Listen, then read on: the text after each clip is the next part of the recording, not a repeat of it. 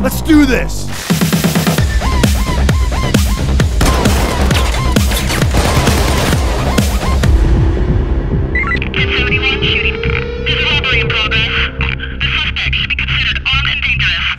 Payday the Heist was often described as Left 4 Dead with cops. The game was a 4-player co-op shooter in the same vein as Left 4 Dead, but players would be tasked with criminal activities such as committing a bank heist or disguising yourself as a pool repair worker and robbing a household, for example. It was fun, and while random elements to each map did go some way to mixing things up, the experience was somewhat similar each time. There wasn't a whole lot of depth to the game. This is where the difference between the first and second Payday comes in. Whereas Payday 1 was a heist-themed shooter, Payday 2 is more a full-on crime simulator. The first of many changes is the new system for selecting missions. No longer do you go into the menu and select which map and difficulty you want to do, now you hop onto CrimeNet, a virtual criminal database teeming with contracts and jobs for you to accept.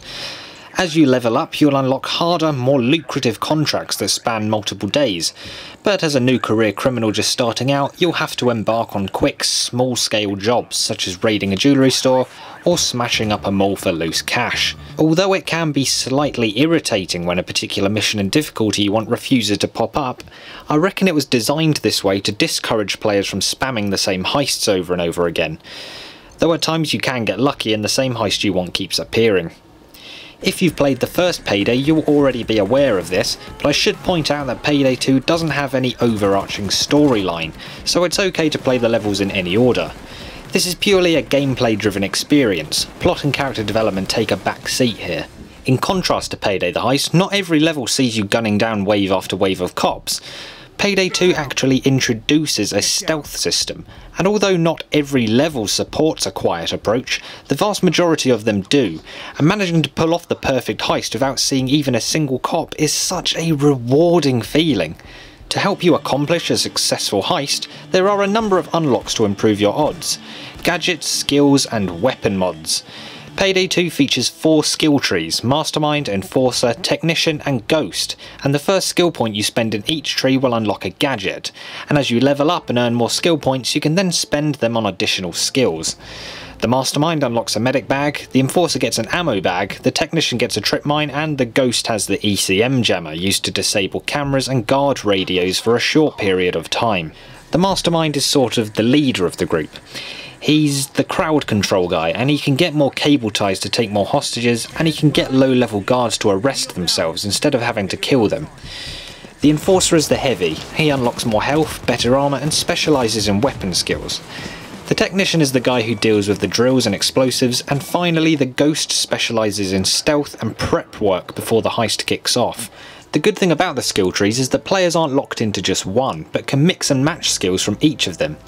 Currently my character is a pretty even split between Mastermind, Enforcer and Ghost, so I'm very capable at stealth, but should things go wrong I can definitely hold my own in a gunfight. The gunplay here feels a whole lot more fluid and satisfying than its predecessor, mainly due to the smoother animation and much improved audio. Weapon customization also plays a big part now.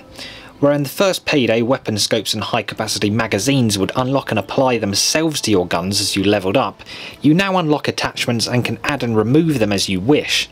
You can select from a variety of suppressors, barrel mods, grips, sights, stocks and more. The downside is that you can't just buy the attachments when you have enough cash. You have to unlock them through the random card drop system that appears every time you complete a heist. So if there's a particular attachment that you want, you could be waiting a long time for it unless you get lucky with the cards.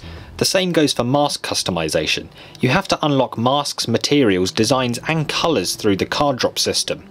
While this does mean that each player usually winds up with their own unique mask rather than everyone having the coolest or most expensive ones, it can be frustrating waiting for something good to drop. If I had to fault Payday 2 for one thing, it would be the team AI. While the enemy AI is fine, the team AI makes solo play impossible on the harder heists. They are quick to revive you if you go down, but they can't actually interact with anything. They can't hack a computer or pick a lock or carry a loot bag to the escape van, which makes everything so much harder than it should be. So with that said, I can't recommend Payday 2 to people looking to play on their own. This game is definitely designed for co-op play, and that's probably the only way you should play it. Even if you have just one co-op partner and have the other 2 player slots filled with AI, that still increases your chances of success tenfold. So before we wrap up, let's take a quick peek at the game's options. Payday 2 doesn't have a whole lot to tweak, but it gets away with it because it's not a demanding game. Players with low to mid-range systems should be able to run the game quite well if things like textures and effects quality are turned down a notch, but any moderately decent gaming PC of the last few years should be able to turn things up and run the game no problem. In terms of visuals, Payday 2 is no Crysis 3, but it's still a pretty nice looking game nonetheless. Then again, when the bullets start flying, you're going to be having way too much fun to care that the brick texture on the wall isn't very high res anyway. I can confidently say that Payday 2 is one of the best co-op games of this generation. No other recent game has provided me the sheer thrill of only just escaping from a bank heist by the skin of our teeth, or even the nail-biting suspense of meeting up with gang members to trade meth for information. No other recent game has required such intense concentration in planning the most effective course of action that would minimise casualties and get the job done without being detected. Payday 2 is just simply an incredible experience, and the random elements to each job keeps the game feeling fresh even if you've played the levels dozens of times over. I cannot recommend this game enough. Grab some friends, mask up, and go make some money.